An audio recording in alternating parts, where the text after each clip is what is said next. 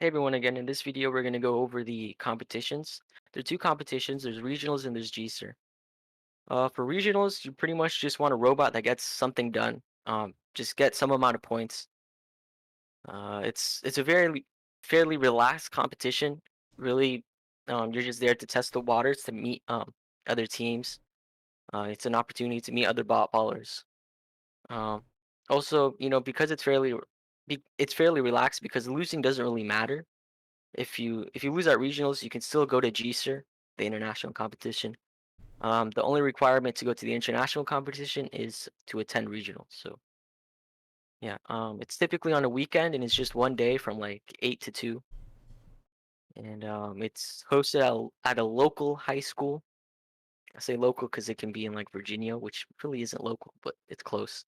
It'll probably be in Annandale. It's we've always had it there.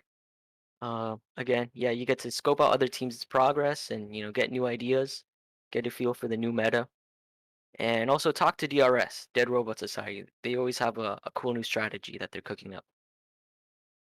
Also, every tournament you ever go to, you'll have to do a documentation section. It's actually part of your competition score. Um, to that end, you normally have to uh, document what your progress across the year and kind of give a final take at the end at the actual competition out where your robot actually is. I know that this can be kind of bothersome to some teams, but if you try on it and you do it, it's pretty easy to get a very good score on it. Um, there's normally 3 mid-year checks, one at each quarter, leading up to the competition. That kind of just say where are you, just making sure you have something done. And you don't really have to actually have anything done. You just have to pay close attention to the rubric, and you will very easily get 100%. Ultimately, when you get to the competition, there will be a presentation, which you have to present your final takes and outtakes on your robot's effectiveness. And for that, again, if you try on it and you just do it, it's easy to get a very, very high score on it. There's really nothing else to it. It's very easy. You just have to do it. So moving forward to the second competition, the international one, the GSER. This competition is a lot more advanced and a lot higher stakes. So there are teams from around the world. It normally is in places like California, Oklahoma, Florida, Hawaii, and it's a week-long event. So this is really when people bring their A game.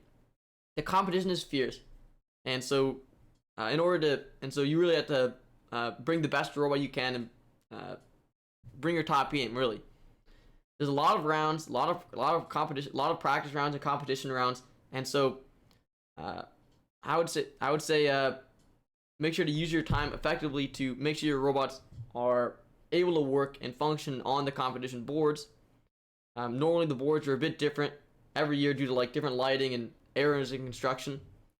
Um, and I would say just one last thing is that the situation in the team is very different every year, and so don't never compare to past successes. Also, just like regionals, GSER also has documentation.